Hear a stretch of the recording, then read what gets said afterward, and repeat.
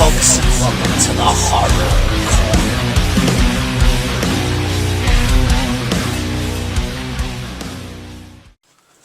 Good evening, and welcome to the Horror Corner. Good evening, folks, and welcome to the Horror Corner. I'm your host, Sean Patrick Gersh, and this week we are doing another movie review. This is Dracula. Released in 2025 in France. It's a French film. And it was released under the name of Dracula, A Love Tale. But it was released in the United States under just the name Dracula in 2026. So, the film is directed by Luc Besson. He also wrote the screenplay. Now, there have been many iterations of the classic Dracula novel, of course, from Bram Stoker. For over 100 years now, back in 1897. And the first adaptation I can think of is the Nosferatu film, which was the unofficial adaptation, which itself has had 2 remakes now. Not to mention all the other official versions of Dracula that have been done. I have to say I was a little bit worried with this particular film after seeing the trailer. I was like, you know, this looks a lot like the 1992 version from Francis Ford Coppola starring Gary Oldman, but I'm pleased to say that this film does enough different to justify its existence.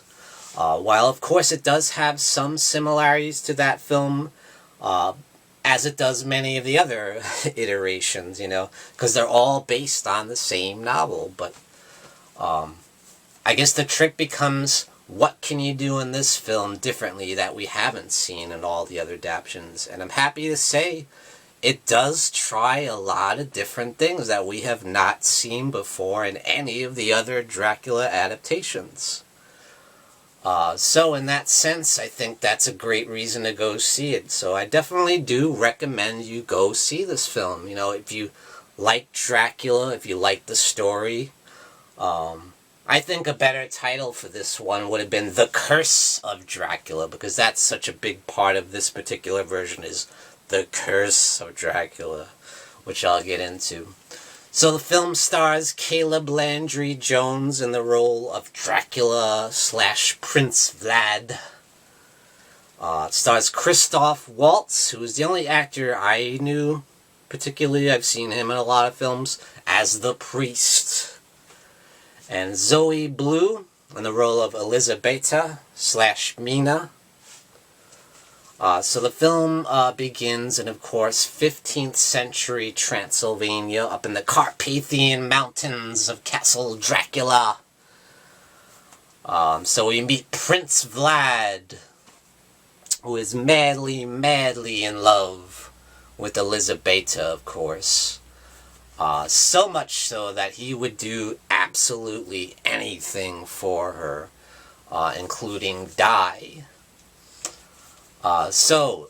Prince Vlad is a warrior fighting in, you know, kind of the Crusades for the church, representing the church.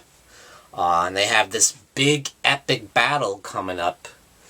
And Prince Vlad sends Elizabeth off to be protected by some of the other soldiers, you know. Like, get her out of here, you know, before things go crazy, you know. So they have this big, huge, massive, bloody, brutal battle. And man, they end up being victorious. And we do see them on the hill, all these hundreds of soldiers with heads on the spikes, you know, hence the name Vlad the Impaler, you know. But unfortunately, Elisabetta does get captured by the enemy, you know. And we see Vlad just going crazy trying to get to her once he finds out, you know. And he loses it, but you see him, he's a tough dude. He takes out a lot of mofos, you know, in bloody fashion to get to her, at least to try. And as he gets to her, she's just about to be killed, and he throws the sword, and in doing so it goes through one of the soldiers, but at the same time it goes through Elisabetta herself. So he accidentally kills Elisabetta. So, can you imagine the horror? This woman he loves, he adores so much, he would do anything for her, and he accidentally kills her, Of course, he did everything he possibly could to save her life, but, it's unfortunate. So he goes to the bishop and says, ask God to bring her back, And he's like, it doesn't work that way. We can't just bring people back from the dead, He's like, do it. And when he refuses, he said, I can't, I can't do that, And he kills the bishop. And not only that, but he does it with a cross. He impales the bishop with a cross, like a stake through his heart. Talk about the ultimate blasphemy. Wow, And in doing so, that inflicts upon Dracula the curse. So he's cursed, he's damned for all eternity to not die. He cannot die. So he has to live with what he's done for hundreds and hundreds of years. And we see him trying to kill himself. He walks up to the top of the castle and jumps all the way down the mountain, and he doesn't die. He gets up and does it again, doesn't die, and he tries it again and again and again, and he finally realizes that he can't die. He's immortal. And not only that, but he's cursed with the fact that he has to live off the blood of human beings. Or at least blood anyway, because we do see him at one point living off the blood of rats. Just as we saw in films like Interview with the Vampire. But yeah, we see him throughout the years, and we see him 400 years now, he's been living just in misery, dying to meet his love, Elisabetta, hoping that she will be reincarnated somehow.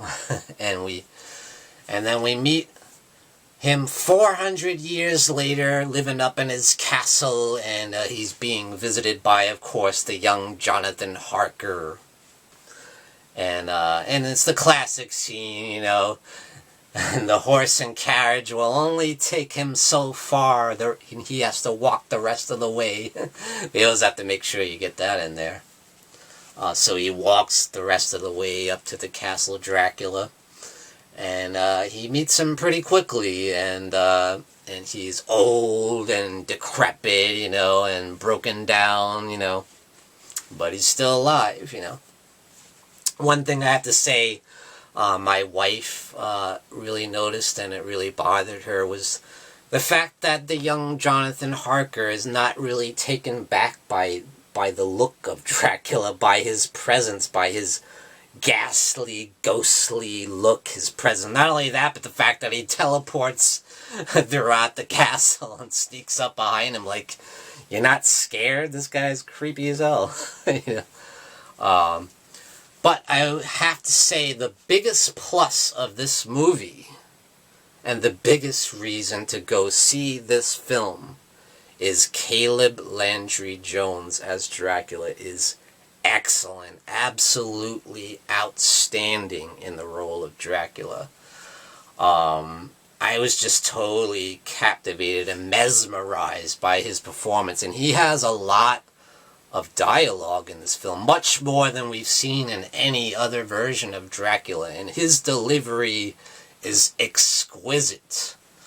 Absolutely brilliant performance by Caleb Landry Jones, who I don't know. I've never seen him before, but hopefully this will kind of be his breakout role. I would like to see some more films with him. After seeing his performance here, I was just glued to the screen. absolutely magnetic, you know.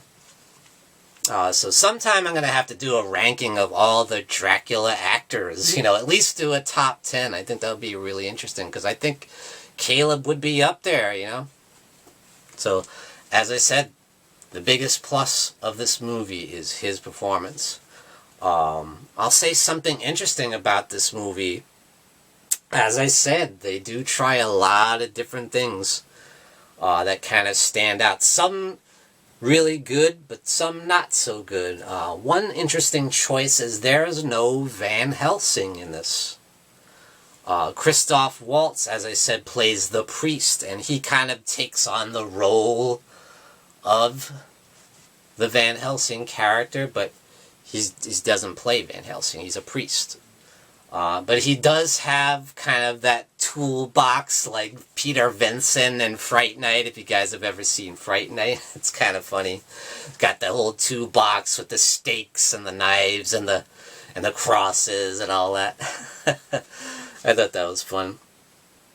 He does a great job too. Christoph Waltz is a fine actor and he does a fine job, but I almost feel like we could have used actual Van Helsing here, but it's kind of funny because it reminds me of some of the Hammer sequels to Dracula, like, you know, films like Dracula Has Risen from the Grave and, you know, Dracula Prince of Darkness. They did use like a priest character kind of taking on that role, or a holy figure kind of taking on the role almost of Van Helsing, you know, in place of Peter Cushing, you know.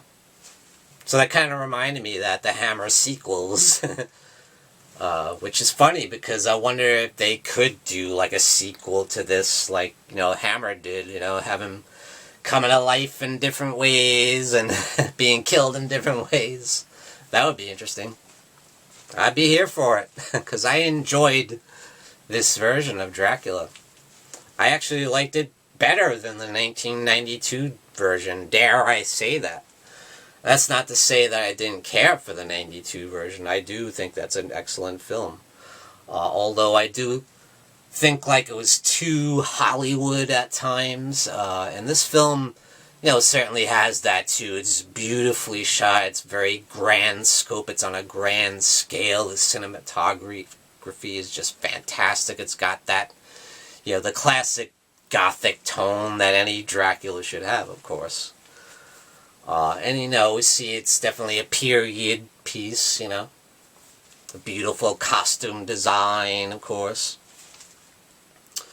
But yeah, one of the other things is the character of the priest. You know, they've captured this vampire woman by the name of Maria. So he kind of tests her, you know. He knows he's been studying vampirism for the past 30 years, apparently.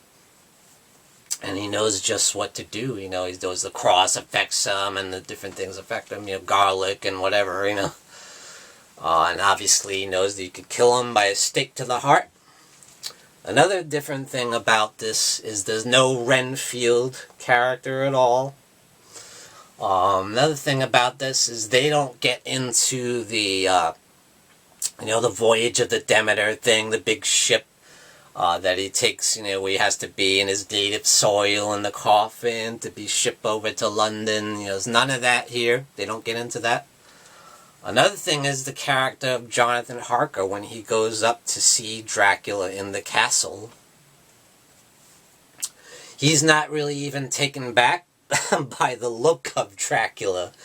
Because once you see him 400 years later, he's like old and decrepit and broken down.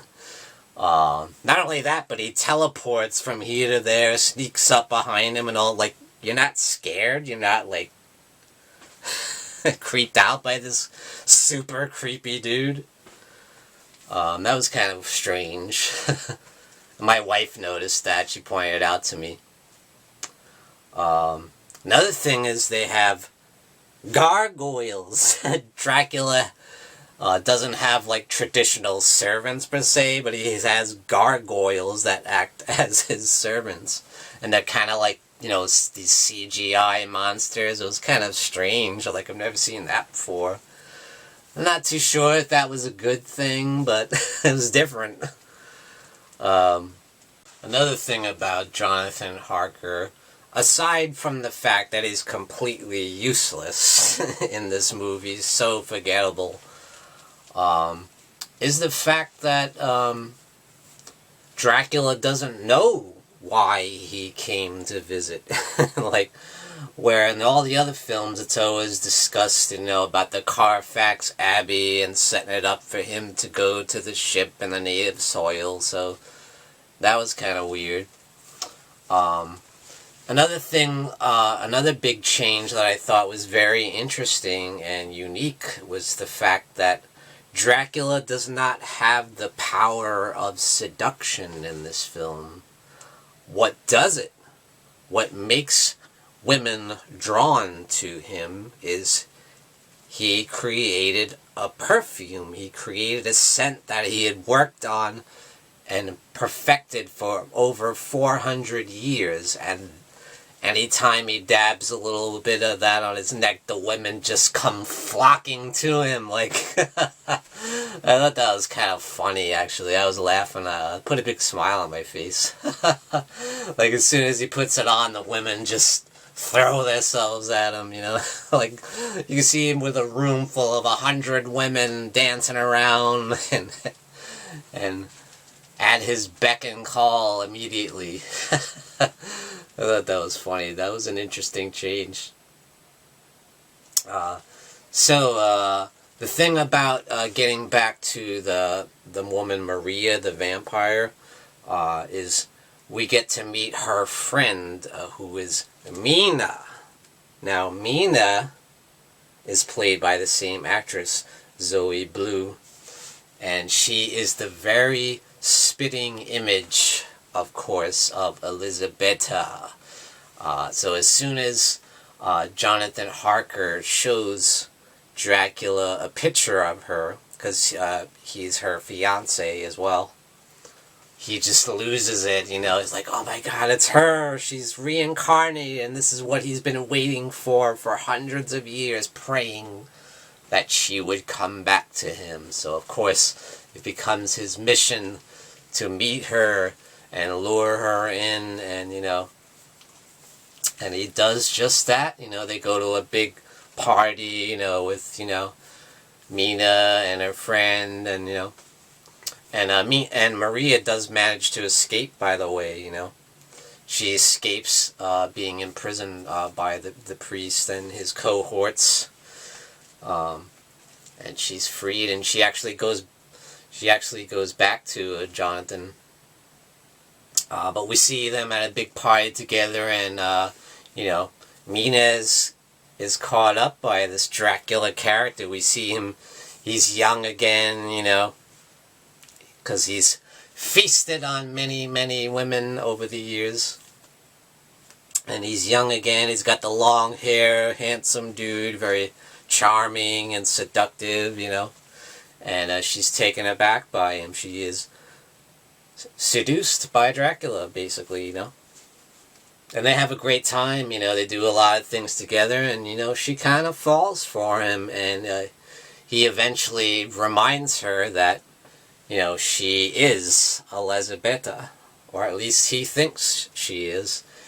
He thinks that she is Elisabetta reincarnated, and and certain things, come to, she sees visions in her head of their past together, those hundreds of years ago, so she is, in fact, Elisabetta reincarnated, and once they find that out, they fall in love over again, they have a big wild romance, and, everything's back as it was, except for the fact that he's killed many people along the way in order to get to her, in order to get young again.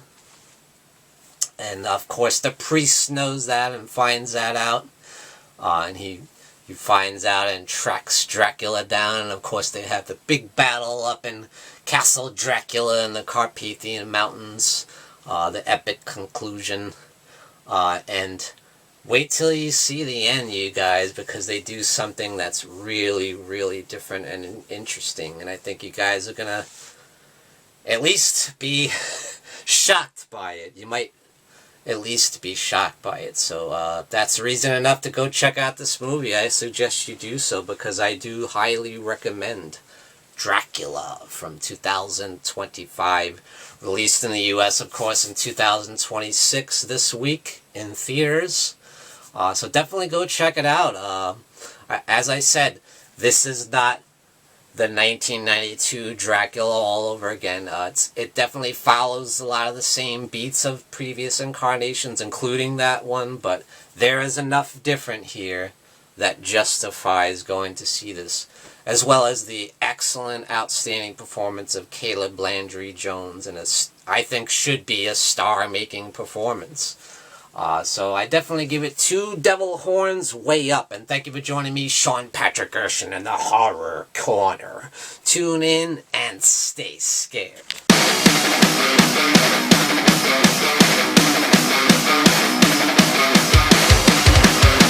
Good evening, folks, and we got some brand new merchandise for you over at www.thehorrorcona.com, and that's CONA.com. Representing the Horror Corner. Great new design. We got the Morbid Hour live stream there. You got the Horror Hangout live stream there. And you got my nemesis, the Dark Fate.